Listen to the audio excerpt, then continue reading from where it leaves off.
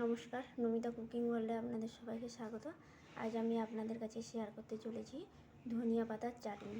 এখন শীতকাল, ধনিয়া পাতার চাটনি খুব ভালো লাগবে খেতে। এই দেখুন কত সুন্দর নরম নরম ধনিয়া পাতা নিয়েছি, আজকে চাটনি বানিয়ে দেখাবো। এই ধনিয়া পাতার জন্য নিয়েছি, চাটনি বানানোর জন্য টমেটো, রসুন আর কাঁচা লঙ্কা। ধনিয়া পাতাটাকে বেছে আমি কেটে নেবো। এখন দেখুন ধনিয়া পাতাটাকে কেটে জলে ভিজিয়ে দিয়েছি, ধুয়ে নেবো ভালো করে।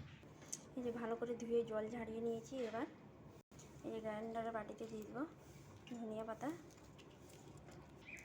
রসুন, কাঁচা লঙ্কা আর টমেটো দিয়ে বেটে নেব।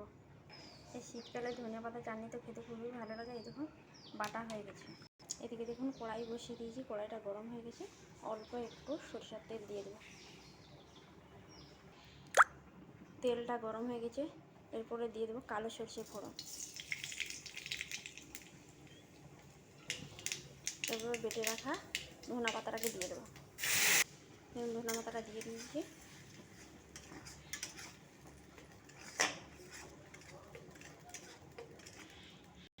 পরিমাণ মতো লবণ দিয়ে দেবো। অল্প একটু চিনি দিয়ে দেবো। দুটো টমেটো আছে, টক টক লাগবে, তাই অল্প একটু চিনি দিয়ে দিচ্ছি, স্বাদ আর ভালো লাগবে। এবার ভালো করে নাড়িয়ে নেব।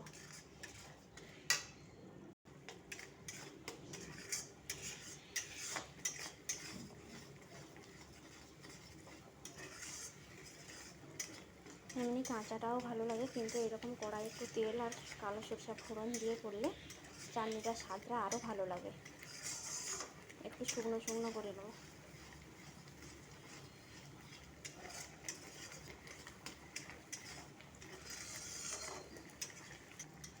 কড়াই নেড়ে চাটনিটা করলে দুদিন মতো থেকেও যাবে, রেখে খাওয়া যাবে। আর এরকম চাটনিতে ভাতের সঙ্গে, রুটির সঙ্গে কিংবা পরোটার সঙ্গেও ভালো লাগবে খেতে। ধনিয়া পাতা চাটনিটা সবসময় খেতে ভালো লাগে, এখন তো আরও শীতকাল, আরও বেশি ভালো লাগবে খেতে। হয়ে গেছে, এবার নামিয়ে নেবে। এই দেখুন ধনিয়া পাতা চাটনি আমার হয়ে গেছে, কত সুন্দর লাগছে দেখুন দেখতে। আর এইরকম বানিয়ে খেলে খুব ভালো লাগবে। কড়াই একটু তেল দিয়ে একটু নেড়ে, কাঁচাটা খেলে একটু গন্ধ ছাড়ে, তাই আমি একটু কড়াই নাড়িয়ে নিলাম। আর দেখুন কত সুন্দর কালারটা লাগছে। এরকম চাটনিতে সব ভাত, রুটি, পরোটা সবের সঙ্গে খাওয়া যায়। আমি যেইভাবে বানালাম আপনারাও বাড়িতে বানিয়ে এইভাবে দেখুন, খেতে খুব ভালো লাগবে।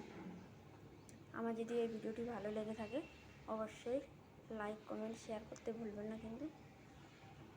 নমস্কার। আমার যদি এই ভিডিওটি ভালো লেগে থাকে আপনারা এইভাবে ঠিক বাড়িতে বানিয়ে খান, দেখবেন খেতে ভালো লাগবে। সবাই তো কাঁচাটাই বেটে খায়, আমি আজকে অন্যরকমভাবে একটু দেখালাম। দেখবেন এইভাবে বাড়িতে বানিয়ে খান, খেতে ভালো লাগবে।